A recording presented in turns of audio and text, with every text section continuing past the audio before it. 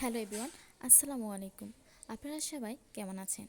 I hope আপনারা সবাই ভালো আছেন। আমি আজকে আপনাদের সামনে কথা বলবো চাল কুমড়োর মুরব্বা নিয়ে। প্রথমত কুমড়োটা আমরা খোসা ছাড়িয়ে ব্যবহার করে নিব। এরপর একটা কাটা চামচ দিয়ে এটাকে ছেঁচে নিতে হবে। আপনারা চাইলে এখানে কাটা স্পুনের জায়গায় টুথপিক ও খেজুর গাছের কাটাও ইউজ করতে পারেন। ছেঁচানোর পরে এটা একটু ভেঙে যাবে না, ঠিক পাতলা হয়ে যাবে। দেন একটি চুলায় পাতিল বসিয়ে পানিটা গরম করে এর মধ্যে সিদ্ধ করে নিতে হবে। একটু ভালোভাবে সিদ্ধ হয়ে গেলে চেক করে যদি সিদ্ধ হয়ে যায় তাহলে খুব সাবধানতার সহিত সেই গরম পানি থেকে চাল কুমড়োর পিসগুলো তুলে ছেঁকে নিতে হবে। খুব ছাঁকার সময় খুব সাবধানতা অবলম্বন করতে হবে যাতে গায়ে এসে গরম পানি ছেড়ে না পড়ে যায়। আপনারা দেখতেই পাচ্ছেন আমি খুব সাবধানতার সহিত ছেঁকে নিচ্ছি গরম পানি থেকে। ছাঁকানোর পর দেখতেই পাচ্ছেন এগুলো দেখতে কেমন হয়েছে। এত বেশি সিদ্ধও না আবার বেশি নরমও না।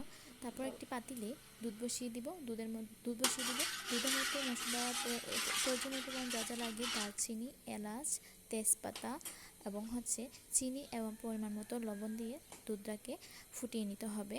দুধটাকে আমাদের ওয়েট করতে হবে দুধটা বলক আসা পর্যন্ত। দেখতে পাচ্ছেন আমার দুধ অলরেডি বলক চলে এসেছে।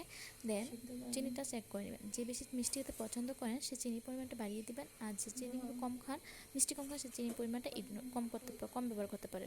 আপনার দুধটা যখন সুন্দরভাবে বলক চলে আসবে তখন আমাদের এর মধ্যে চাল কুমড়োর পিসগুলো খুব সাবধানতার সহিত দিয়ে দিতে হবে। একেবারে পুরোটা দিতে যাবে না, তাহলে উপরে পড়ার সম্ভাবনা আছে।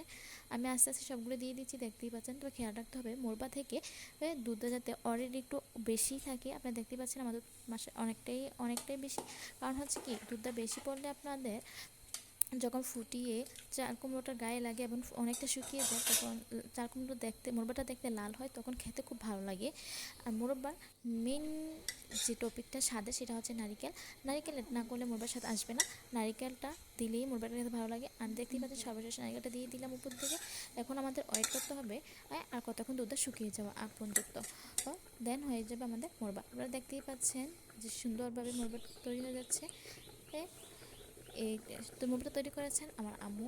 বলে না, আম্মুর হাতের রান্না সত্যিই খুব অসাধারণ। আসলে যে সেগুলো জিনিসই হোক সত্যি এটা অসাধারণ। আমার মতন কে কে মোমো খেতে পছন্দ করেন আমাকে কমেন্ট বক্সে জানিয়ে দেবেন। একটু পর দেখবেন এই তো আমার মোরব্বা অলরেডি হয়ে গেছে। দেখতেই পাচ্ছেন আমার মোরব্বাটা কি সুন্দর হয়েছে। আজ এই পর্যন্ত। আপনাদের সাথে আমার আবারও দেখা হবে নতুন এক ভিডিওতে। ভালো থাকুন, সুস্থ থাকুন, আমার জন্য আপনারা দোয়া করুন। আল্লাহ হাফিজ, টাটা।